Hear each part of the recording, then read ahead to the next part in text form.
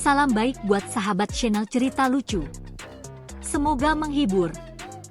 Yuk kita mulai ceritanya.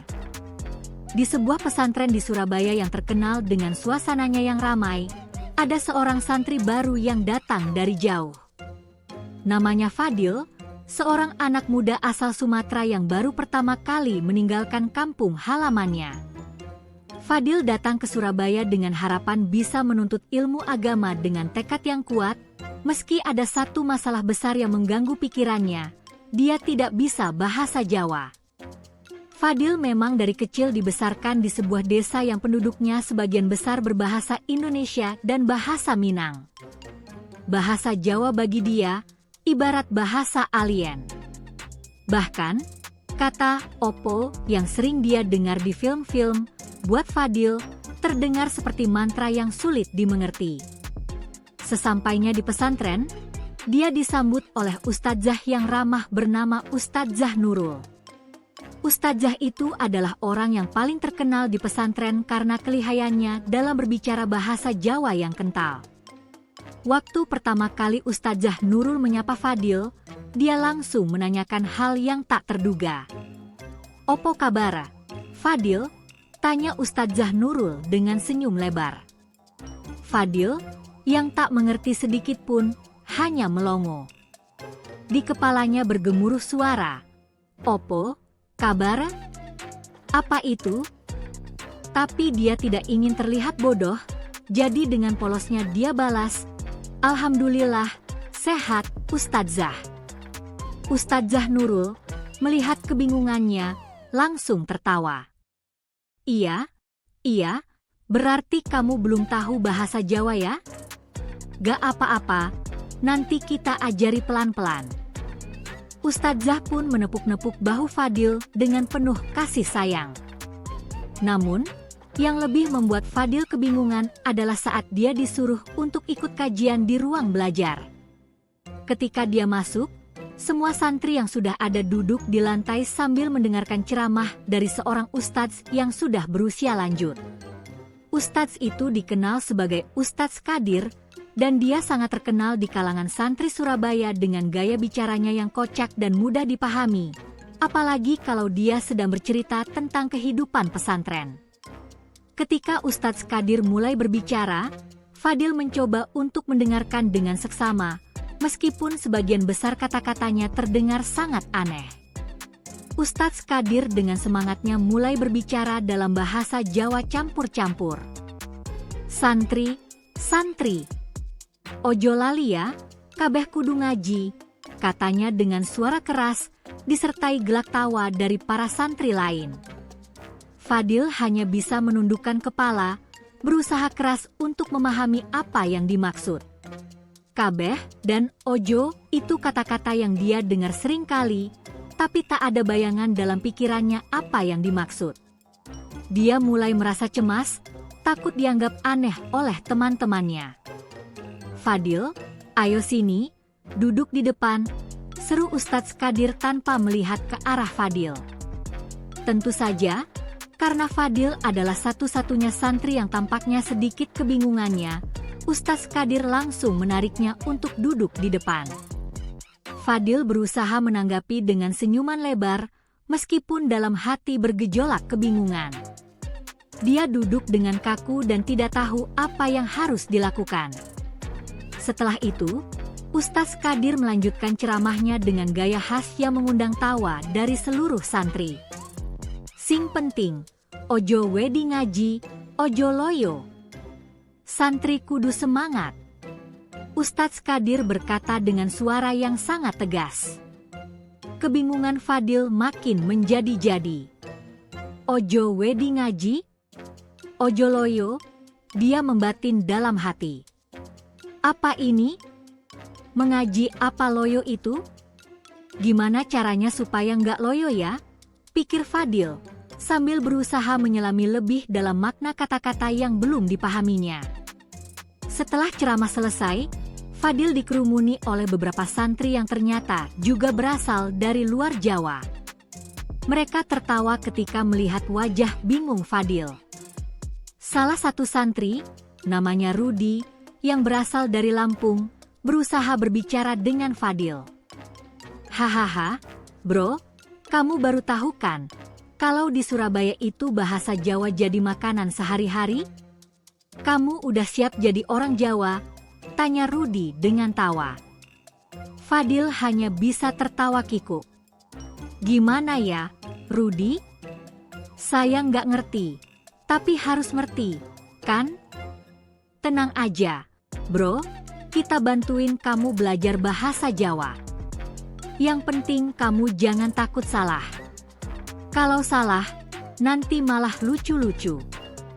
Jadi, santai aja, jawab Rudi sambil menepuk bahu Fadil. Namun, hari pertama Fadil di pesantren bukan hanya diwarnai dengan kebingungannya terhadap bahasa, tapi juga dengan kejadian-kejadian aneh yang membuatnya semakin terkejut. Pada waktu makan siang, saat semua santri berkumpul di ruang makan, Fadil ikut duduk di meja panjang yang sudah penuh dengan santri. Makanan yang disajikan hari itu adalah nasi uduk dengan lauk pauk yang beragam. Fadil mencoba untuk mencicipi, tetapi ada satu hal yang dia tidak tahu. Ada sebuah kebiasaan di Surabaya yang sangat unik, yaitu saat makan bersama, semua orang berbicara dengan menggunakan bahasa Jawa. Bro, ojo pelit. Makan bareng, jangan pilih-pilih, kata salah seorang santri dengan serius. Fadil, yang sedang bingung, mencoba untuk memahami maksudnya. Ojo pelit? Apa itu pelit? Tanyanya dalam hati. Tiba-tiba, seorang santri yang duduk di depannya berkata, "Sini, Fadil, makan yang banyak. Jangan malu-malu. Kalau kamu nggak makan banyak, nanti di Surabaya kamu disebut kekeh." Fadil bingung dan bertanya, "Kekeh? Maksudnya apa?" Mendengar pertanyaan itu, santri lain tertawa terbahak-bahak. "Hahaha, kalau di Surabaya itu artinya pelit, bro. Nanti kamu nggak diterima kalau kamu kekeh, pasti dijauhi." Fadil semakin bingung, lalu hanya ikut tertawa, meskipun dalam hati penuh dengan pertanyaan. Namun, dia sadar bahwa hidup di Surabaya ini penuh dengan kejutan yang harus dia hadapi. Selesai makan, Fadil kembali ke kamarnya dan mulai berpikir keras. Mungkin besok bisa lebih baik, gumamnya. Namun, siapa sangka bahwa keesokan harinya, Fadil akan terjebak dalam situasi yang jauh lebih konyol dan lucu. Akan ada banyak kejadian aneh yang akan membuat dia semakin penasaran dengan budaya di Surabaya. Hari kedua Fadil di pesantren Surabaya dimulai dengan ketegangan yang agak konyol. Semalam, dia tidur dengan sedikit kebingungan tentang apa yang akan dia hadapi hari ini. Tapi, pagi itu, dia bangun lebih awal dan berusaha untuk mempersiapkan dirinya sebaik mungkin. Pagi-pagi sekali, dia sudah bangun, lalu mandi dengan niat untuk tampil lebih percaya diri meski tetap tidak mengerti banyak tentang bahasa dan kebiasaan di sini. Saat dia berjalan menuju ruang makan, Fadil bertemu dengan beberapa santri yang sedang berbincang. Mereka sepertinya sudah akrab dengan bahasa Jawa, dan tanpa sadar mereka terus berbicara dalam bahasa tersebut. Fadil hanya bisa tersenyum sambil berharap bahwa kali ini dia bisa sedikit lebih paham. Fadil, kowe wis sarapan?" tanya salah seorang santri yang terlihat sedang tersenyum lebar. Fadil yang masih agak bingung dengan kalimat itu, hanya mengangguk. Sudah sarapan." Maksudnya apa, ya?" Santri yang berbicara tadi tertawa kecil. "Kowe kok nggak bisa bahasa Jawa, Fadil? Ayo, nanti kita ajarin lebih banyak," kata Rudi yang datang dari Lampung tadi, ikut meramaikan suasana. Tapi, masalah muncul lagi. Di meja makan, makanan yang disajikan pagi itu adalah soto ayam khas Surabaya. Sambil menikmati soto yang nikmat, Fadil terus-terusan mendengar percakapan teman-temannya yang berbicara dalam bahasa Jawa, mulai dari soal soto, nasi, sampai masalah pakaian. "Soto kui enak tenan, Rek," kata salah seorang santri dengan penuh semangat. Fadil cuma mengangguk meskipun dia nggak tahu apa yang dimaksud dengan enak tenan itu. Tiba-tiba ada yang menepuk bahu Fadil, dan begitu dia menoleh, Rudi langsung memberikan petunjuk dengan kocak. "Nah, bro, kamu harus mulai belajar opo dan kowe nih. Misalnya, opo kabarmu berarti apa kabarmu, dan kowe artinya kamu," jelas Rudi sambil tertawa. Fadil yang semula bingung, mulai berpikir bahwa mungkin ini saatnya untuk benar-benar belajar bahasa Jawa, meskipun tetap ada satu hal yang membuatnya gelisah, pengucapan.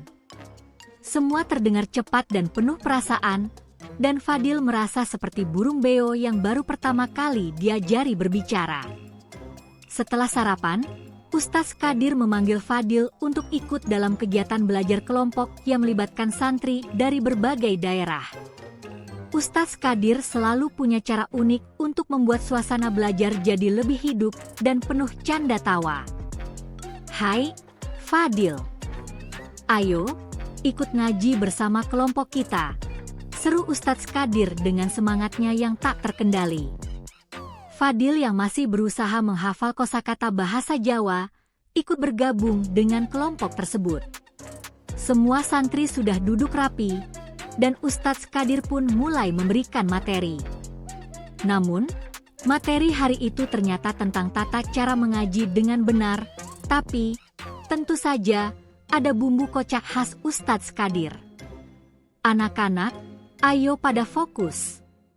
Tapi jangan lupa, belajar itu harus dengan senyuman, nggak boleh kaku kayak batu," kata Ustadz Kadir dengan senyum lebarnya, lalu melanjutkan, "Misalnya, Fadil, coba baca doa ini dengan benar."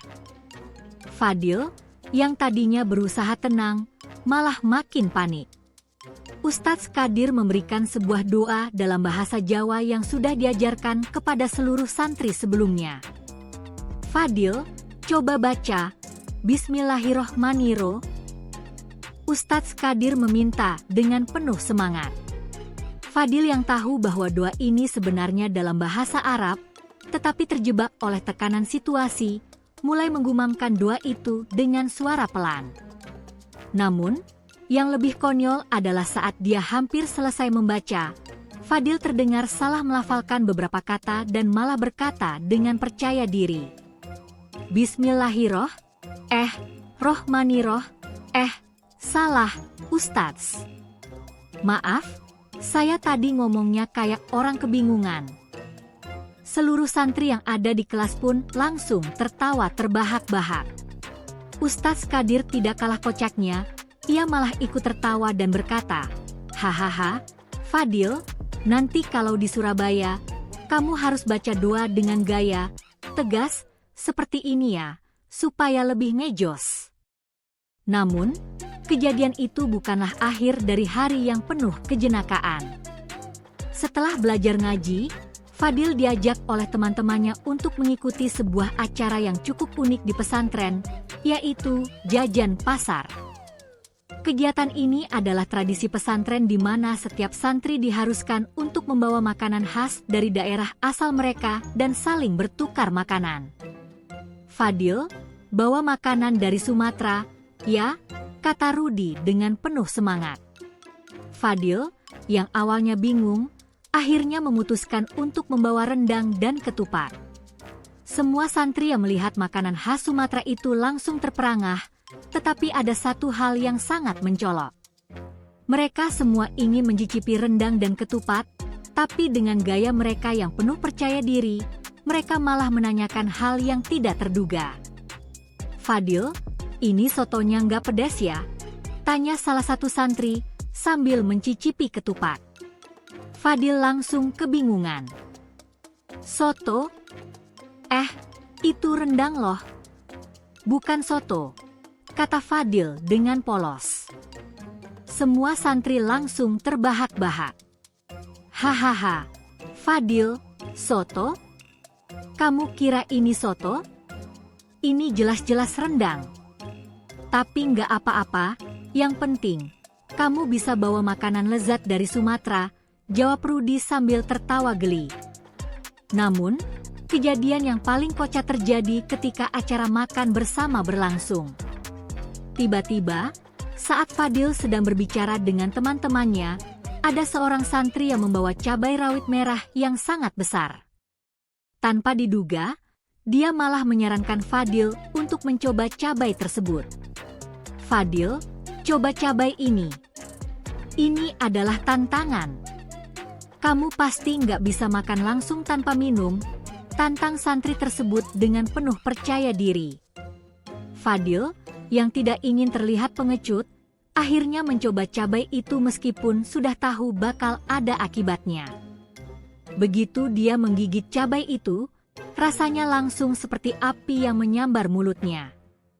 Wajahnya merah seperti kepiting rebus, dan matanya mulai berair. Sial, sial. Pedas banget, teriak Fadil dengan suara setengah hilang, mencoba menahan rasa pedas yang luar biasa. Melihat hal itu, seluruh santri malah semakin tertawa terbahak-bahak. Bahkan, Ustadz Kadir yang kebetulan lewat juga tidak bisa menahan tawa. Hahaha, Fadil. Kamu kena prank cabai rawit, ya? Jangan pernah coba-coba makan cabai ini lagi, nanti bisa kebakar mulutmu, katanya sambil tertawa. Hari-hari berikutnya di pesantren tidak jauh berbeda. Fadil semakin terbiasa dengan segala kejadian konyol dan bahasa Jawa yang sulit dipahami. Meskipun banyak sekali kejadian lucu yang membuatnya merasa seperti orang asing, dia mulai merasa lebih dekat dengan teman-temannya. Mereka selalu mengajarinya berbagai kosakata dan membuatnya tertawa dengan cara mereka berbicara bahasa Jawa yang kocak. Di akhir bulan, Fadil sudah bisa mengucapkan beberapa kata dasar dalam bahasa Jawa dengan lancar, meskipun kadang-kadang masih ada kekeliruannya membuat teman-temannya tertawa. Namun, yang paling penting, Fadil merasa diterima dan tidak lagi merasa aneh. Dan begitu hari-hari berlalu, dia semakin sadar bahwa hidup di pesantren Surabaya memang penuh dengan keunikan, kebingungannya, dan tentu saja, canda tawa yang tak akan terlupakan. Fadil, jadi orang Jawa aja nggak masalah. Yang penting, kita bisa ketawa bareng, kan? Kata Rudy sambil tertawa. Fadil, sambil tersenyum lebar, menjawab, betul. Yang penting, kita semua bisa bersama, belajar, dan tentu saja nggak kekeh-kekeh amat.